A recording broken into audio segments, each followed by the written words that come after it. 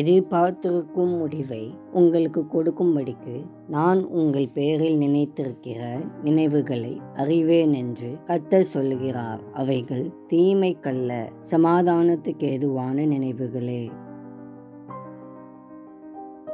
ஆண்டவருடைய பிள்ளைகளான நாம் நம் வாழ்க்கைக்கான ஆண்டவருடைய திட்டங்களை அறிந்து கொள்ள அனுதினமும் நாம் அவர் சமூகத்தில் காத்திருக்க வேண்டும். அவர் நமக்காக வைத்திருக்கும் திட்டங்கள் மிக சிறந்தவை என்பதை நாம் அறிந்து நம்மை முழுமையாக அவரிடம் ஒப்படைக்கும் போது மட்டுமே நாம் அவைகளை பெற்றுக்கொள்ள முடியும். நாம் ஆண்டவரை முழுமையாக நம்பும்போது சரியான நேரத்தில் அவைகளை வெளிப்படுத்துவது மட்டுமல்லாமல் அதற்கான வழிகளையும் ஆலோசனைகளையும் தருகிறவராயிருக்கிறார். மேலும் எல்லா புத்திக்கும் மேலான அவருடைய சமாதானத்தை நாம் பெற்று ஆசீர்வதிக்கப்படுகிறோம்.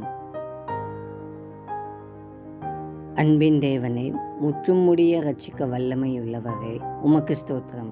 காலங்களையும் சமயங்களையும் மாற்றுகிறவரே, உம்மை வணங்குகிறோம். எங்கள் வாழ்க்கைக்காக நீர் வைத்திருக்கிற நல்ல திட்டங்களுக்காக உமக்கு நன்றி.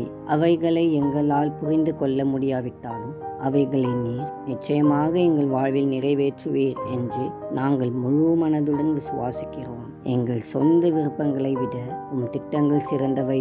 எனவே உம் சித்தத்திற்கு எங்களை முழு மனதுடன் ஒப்படைக்கிறோம். ஆண்டவரே, எங்கள் பலனாகிய கர்த்தாவே, எங்களையும் எங்களுக்கு நீர் தந்திருக்கிற எல்லாவற்றையும் ஆளுகை செய்யும்படி உம்மை வரவேற்கிறோம். இயேசுவின் மூலம் ஜெபிக்கிறோம் பிதாவே, ஆமேன்.